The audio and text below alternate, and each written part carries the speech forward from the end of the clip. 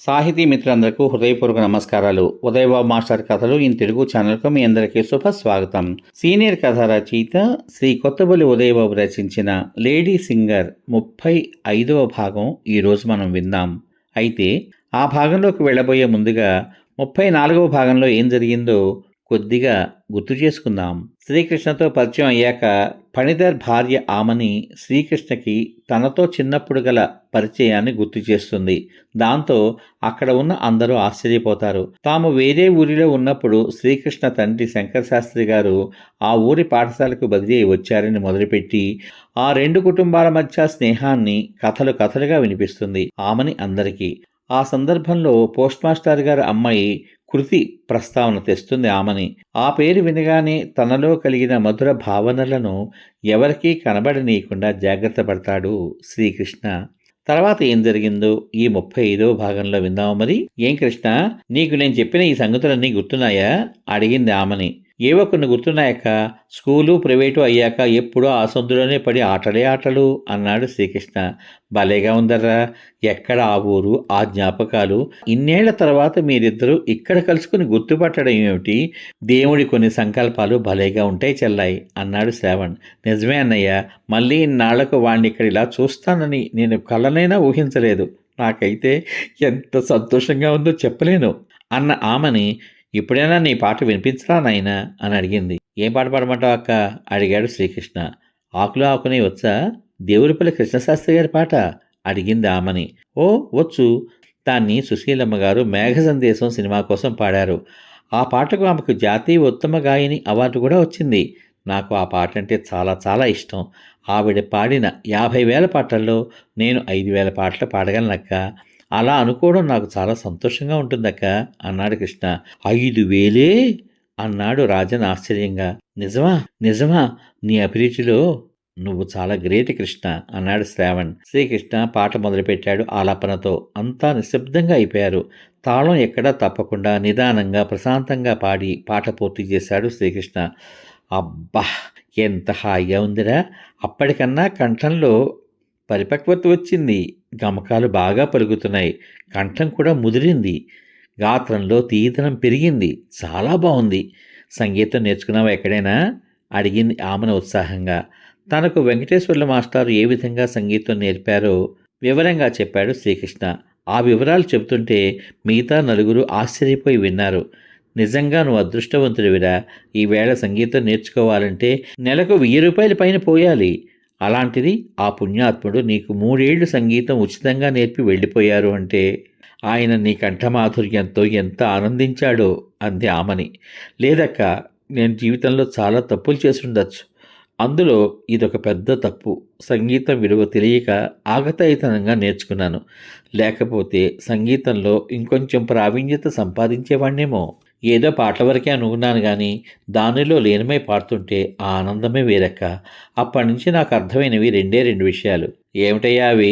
ఫణిధర్ అడిగాడు. స్వర్ణకమలంలో భానుప్రియల మనం నేర్చుకున్న కళలో మనసు లగ్నం చేసి ముందుకు వెళ్తూ ఉంటే మనకు తెలియని అవ్యక్త ఆనందం లభిస్తుందని, ఇంకొకటి అవకాశం వచ్చినప్పుడు సద్వినియోగం చేసుకోకపోతే ఆ నష్టం జీవితాంతం వెంటాడుతుందని. ఇవన్నీ పెద్దవాళ్ళుగా మీ అందరికీ తెలిసినవే అనుకోండి. అప్పటి నుంచి కొంచెం జాగ్రత్త పడడం నేర్చుకున్నాను అన్నాడు శ్రీకృష్ణ. నిజమే కృష్ణ, జీవితానికి అనుభవాలే పాఠాలు, పాఠాలే భవిష్యత్తుకు రాజమార్గాలు. ఇది గ్రహించిన వాడి జీవితం అద్భుతంగా రాణించకపోయినా ఎట్టి పరిస్థితుల్లో మాత్రం చెడిపోదు అన్నాడు శ్రావణ్.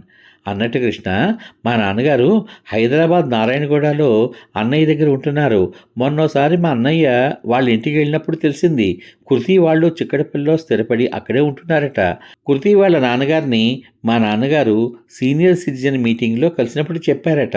ఈసారి వెళ్ళినప్పుడు నాన్నగారి దగ్గర నేను వాళ్ళ ఫోన్ నెంబర్ తీసుకుంటాను అంది ఆమని. కృతి పేరు చెప్పగానే శ్రీకృష్ణ మనసు ప్రశాంత మానస సరోవరంలో చిన్న రాయి పడినప్పుడు కదలిన కదలిక లాంటిది. శరీరమంతా పాకి శరీరం రోమాంచితమైంది. అయితే ఆ భావన ఎవరికల్లా పడకుండా రెండోసారి కూడా జాగ్రత్త పడ్డాడతను. నిజమా? వాళ్ళంతా పెద్దయ్యాక ఎలా ఉన్నారో ఒక్కసారి చూడాలనుంది నాకు అన్నాడు ఆనందంగా. నన్ను ఇక్కడ అనుకోకుండా చూసినట్టే వాళ్ళని కూడా చూస్తావేమో. సరే, ఇదంతా సెల్ ఫోన్ల కాలం కదా, మీ దగ్గర సెల్ ఫోన్ ఎందుకు లేదు? సెల్ ఫోను ఈ కాలంలో అందరికీ కొనుక్కున్న నిత్యావసరపు ప్రేయసి కదా అంది ఆమెని మొగుడికేసి కోరగా చూస్తూ. మొగుళ్ళు ఆఫీసులకి వ్యాపారాలకి వెళ్ళిపోతే మీ ఆడవాళ్ళకి లేదేమిటి ఇంట్లో మీకు నేత్రానందం కలిగించే టీవీ ప్రియుడు అన్నాడు పండితర్ చేతులు తిప్పుతూ. అతను అన్న విధానానికి ఆమెనితో పాటు నలుగురు నవ్వకుండా ఉండలేకపోయారు. ఆ ఫోన్ల వాడకంలో పడితే ఇంట్లో పని చెయ్యడు, చదువు సాగదు అని మా నాన్నకు నేనే చెప్పాను. ఆ ఫోన్ల వాడకంలో పడితే ఇంట్లో పనిచేయడు, చదువు సాగదు అని మా నాన్నకు నేనే చెప్పాను. మా వాడి చేత మా నాన్న మీద ఒట్టు వేయించాను. పరీక్ష ఫలితాలు వచ్చాక రాజన్కిచ్చే బహుమతి సెల్ ఫోనే. మరి శ్రీకృష్ణ సంగతి నాకు తెలియదు అన్నాడు శ్రావణ్.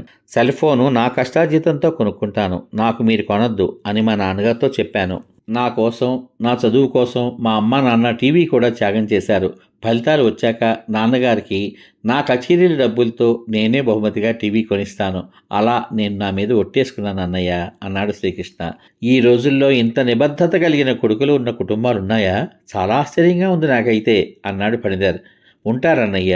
ఈ కలియుగంలో అధర్మం 3 పాదాలు నడుస్తున్నా ధర్మం ఇంకా ఒక పాదంతో నడుస్తోంది అంటే కొందరు పుణ్యాత్ములు ధర్మాత్ములు ఉండబట్టే. అన్ని విషయాల్లోనూ అందరికీ కాకపోయినా కొన్ని విషయాల్లో కొందరికైనా న్యాయం జరుగుతోంది.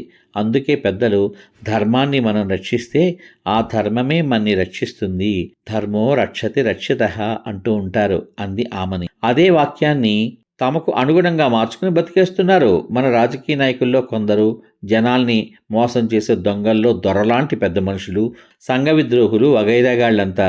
అధర్మాన్ని మనం రక్షించుకుంటే అధర్మమే మన్ని రక్షిస్తోంది అనుకుని బతికేస్తున్నారు. 15 రేళ్ల తెలుగు సినిమాలో 14 రేళ్ల పాటు అధర్మాన్ని చేసేసిన విలన్లు చివరి రీల్లో దెబ్బలు తిని మారిపోయినట్టుగా ఆఖరి నిమిషంలో అలాంటి వాళ్ళకి బుద్ధిరాక మాందులే అన్నాడు శ్రీకృష్ణ. అవును, నువ్వు చెప్పింది నిజమే అన్నాడు ఫణిధర్. నిజానికి నేను చాలా ఇంట్రావర్ట్ని అన్నయ్య. 10 మందిలోకి వెళ్ళాలంటే సిగ్గు బిడియంగా ఉండేది. 5వ తరగతి వరకు పెద్ద తెలియలేదు. 6వ తరగతి నుంచి నా పాటకు తోటి పిల్లలు బాగా ఏడిపించేవారు. దాంతో ఆత్మన్యూనతాభావం బాగా పెరిగింది. ఎవరితోనూ కలిసేవాడిని కాదు. అప్పుడు నాన్నగారు అలా ఉండకూడదు అంటూ ఎన్నెన్నో ఉదాహరణలు చెప్పి పుస్తకాలు చదివించి నన్ను ఈ స్థాయికి తీసుకొచ్చారు. అప్పుడు నాకు ఆ విషయం బాగా అర్థమైంది. ఎవరైనా మన ఏదైనా అంటే దాన్ని మనం పట్టించుకున్నట్టు వారికి కనిపిస్తే వాళ్ళు మరికొన్ని మాటలతో ఇంకా బాధ పెడతారు. అలాంటి సమయంలో మనం సంయమనం పాటించి వారికి దూరంగా ఉన్నా సరిపోతుంది. లేదా ఎదురు తిరిగితే చాలు, వాళ్ళు నోరు మోస్తారు. మన పని మనది అలా అని స్వార్థంగా ఉండం. ఎదుటి మనిషి ఆపదలో ఉంటే మాకు తోచిన సహాయం అందిస్తాం. నాన్నగారు నాకు నేర్పింది ఈ జీవిత పాఠమే అన్నాడు శ్రీకృష్ణ. తను కాలేజీ ఫస్ట్ ర్యాంకర్ అన్నయ్య. 96% మార్కులు డిగ్రీలో రావడం అంటే అతను ఎంత కష్టపడి చదువుతాడో ఆలోచించు. రేపు ఆఖరి ప్రశ్నగా ఈవేళ రాత్రి వాళ్ళ ఆర్గనైజర్కు పరువు ప్రతిష్ట సమస్య వస్తే అతనితో వెళ్ళి ఆ కార్యక్రమంలో పాల్గొని రాత్రి 1 గంటకు ఇంటికి వచ్చి తెల్లవారుజామున 4ంటికి లేచి పరీక్షకు ప్రిపేర్ అయి పరీక్ష రాసినవాడు. అమ్మో, చదువు విషయంలో దెయ్యం పట్టి చదివేస్తాడన్నయ్య అన్నాడు రాజన్. అలాగా? నిజమా? ఆశ్చర్యపోయి ఒకరి మొహాలు ఒకరు చూసుకున్నారు వాళ్ళ ముగ్గురు. నువ్వు ఊరుకో రాజు, అంత సీన్ ఏమీ లేదన్నయ్య. ఏదో నాకు తోచిన సహాయం చేశానంతే. చేయగలను అనుకుంటేనే కదా అన్నయ్య చేసేది అన్నాడు శ్రీకృష్ణ. ఏది ఏమైనా నీ సునిశ్చిత పరిశీలన దృష్టికి నా హృదయపూర్వక అభినందనలు కృష్ణ. జీవితంలో నువ్వు తప్పకుండా ఉన్నత స్థానంలోకి వస్తావు అన్నాడు శ్రావణ్. కాకిలా కలకాలం బతికే కన్నా హంసలా 6 నెలలు బతికినా చాలు. అందుకే నేను ప్రేక్షకుల గురించి పట్టించుకోను. నేను పాడుతున్న పాటకు కానీ చేస్తున్న పనికి కానీ న్యాయం చేస్తున్నానా లేదా అని చూసుకుంటాను. అదే నన్ను 10 మంది మెచ్చుకునే గాయకునిగా నిలబెట్టింది అన్నాడు శ్రీకృష్ణ. ఎంత బాగా చెప్పావు కృష్ణ. చిన్నపిల్లాడివైనా నిన్ను చూస్తే నాకు చాలా గర్వంగా ఉంది. మా తల్లిదండ్రులు కానీ మా ఉపాధ్యాయులు కానీ మాకు ఇలాంటి స్వీయ క్రమశిక్షణ నేర్పలేదు. మేము నేర్చుకోవడానికి ప్రయత్నం చేయలేదు. ఏదో నా లక్క బాగుండి ఇంజనీర్ అయ్యాను. మీ అక్కను చూసి ఆవిడ వల్ల పడి గృహస్థుడినయ్యాను అన్నాడు ఫణిధర్ నవ్వుతూ. మాకు మాత్రం వచ్చేమిటి, ఉద్యోగంలోకి వచ్చాక నలుగురిని చూశాక తెలిసింది ఎలా మసులుకోవాలో అన్నాడు శ్రావణ్. సరే మరి మేము వెళ్ళొస్తాన్రా అంటూ లేవబోయాడు ఫణిధర్. అదేమిటి, ఇంకా మేము మాట్లాడుకోవాల్సిన విషయాలు చాలా ఉన్నాయి. ఇక్కడే భోంచేసి వెళ్ళండి అన్నయ్య. మీరైనా చెప్పండి అన్నయ్య అన్నాడు శ్రీకృష్ణ శ్రావణ్తో. అవునరా, ఈవేళ సెలవే కదా, సరదాగా వచ్చారు, వెళ్ళి చేసే పనే ఉంది, ఏకంగా భోంచేసేసి వెళ్ళండి. మా ఆవిడ పురిటికి వెళ్ళిపోతోంది, ఒకసారి వచ్చి ఆశీర్వదించండి రా అని పిలిస్తే అప్పుడు మీకేవో ఇబ్బందులు వచ్చి రాలేకపోయారు. భోజనాలు తెప్పించేస్తాను, అందరూ కలిసి భోంచేద్దాం అన్నాడు శ్రావణ్ ఫణిధర్ దంపతులతో. అరెరే, మీరు ఇంట్లోనే ఉంటారు కదా అని వెజిటబుల్ పలావ్ చేయడానికి అన్ని పదార్థాలు రెడీ చేసేసాను అన్నయ్య.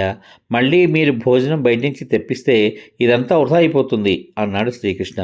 ఓర్ని, నీకు పలావ్ చేయడం కూడా వచ్చా? ఆశ్చర్యపోతూ అడిగాడు శ్రావణ్. అదేమిటన్నయ్య అలా అడుగుతారు? వంట అంటే ఏమన్నా కష్టమా చెప్పండి. పలావ్ అంటే దానికి కావాల్సిన పదార్థాలన్నీ కుక్కర్లో పడేసి 5 విజిల్స్ వచ్చాక దింపేయడమే. వాటితో పాటు మనం ఏమన్నా ఉడుకుతామా ఏమిటి అన్నాడు శ్రీకృష్ణ తేలిగ్గా. మరి దాంట్లోకి చట్నీ అడిగాడు ఫణిధర్. అబ్బా, ఉల్లి పెరుగు చట్నీ, ఆలు మసాలా కర్రీ. ఈ రోజుల్లో ఎప్పుడు ఎవరికి ఎలా అవసరం అవుతుందో తెలియదు. విద్య చేతిలో ఉంటే పుష్టికరమైన తిండి తిని మన ఆరోగ్యం మనం కాపాడుకోవాలి, తెలిసిందా?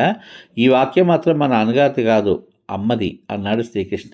నా బాబే, మా ఆయనకి కుక్కర్ కట్టేయండి అని చెబితే తాడుతోనా దాడంతోనా అని అడుగుతారు. అందుకే నేను వంట చేసేటప్పుడు నా కొంగు పట్టుకు తిరగండి, వంట నేను చేస్తుంటే మీకు వచ్చేస్తుంది, నేను ఊరెళ్ళినప్పుడు మీరే వండుకుంటే ఆరోగ్యం పాడవదు అని చెబితే వినిపించుకోరన్నయ్య ఈయన అని ఆమెని భర్త మీద ఫిర్యాదు చేసింది. నీ కొంగు పట్టుకోవాలా? ఎప్పుడు వంట చేసేటప్పుడు పంజాబీ డ్రెస్సేగా వేసుకునేది, కనీసం చున్నీ కూడా వేసుకోవు, పట్టుకుందాం అంటేను. ఫణిధర్ అన్న తీరికి అందరూ నవ్వేశారు. సరే అన్నయ్య, మేం గంటలో రెడీ చేసేస్తాం, మీరు సరదాగా కబుర్లు చెప్పుకోండి అన్నాడు శ్రీకృష్ణ. ఒరే ఆగరా, నేను వస్తున్నాను సాయానికి. నేను నిన్ను అడగాల్సినవి ఎన్నో ఉన్నాయి. మీ పెద్దక్కకి ఎంతమంది పిల్లలు? చిన్నక్కది ఏ ఊరు? దానికెంతమంది పిల్లలు? వగాయిరాలు చాలా ఉన్నాయి, పద పద అంటూ శ్రీకృష్ణను అనుసరించింది ఆమని. రాజన్ కూడా వాళ్ల వెంట కిచెన్లోకి నడిచాడు. శ్రావణ్, ఫణిధర్ ఇద్దరూ కూడా ఆఫీస్ కబుర్లలో మునిగిపోయారు. సమాప్తం. ఇంతవరకు మీరు సీనియర్ కథా రచయిత శ్రీ కొత్తపల్లి ఉదయబాబు రచించిన లేడీ సింగర్ 35వ భాగం విన్నారు. ఈ భాగం మీద మీ అమూల్యమైన అభిప్రాయాన్ని వీడియో కింద పొందుపరచమని కోరుకుంటూ మళ్లీ రేపటి భాగంలో లేడీ సింగర్ 36వ భాగం విందాం. అంతవరకు సర్వే జనా సుఖినో భవంతు. శుభమస్తు. స్వస్తి.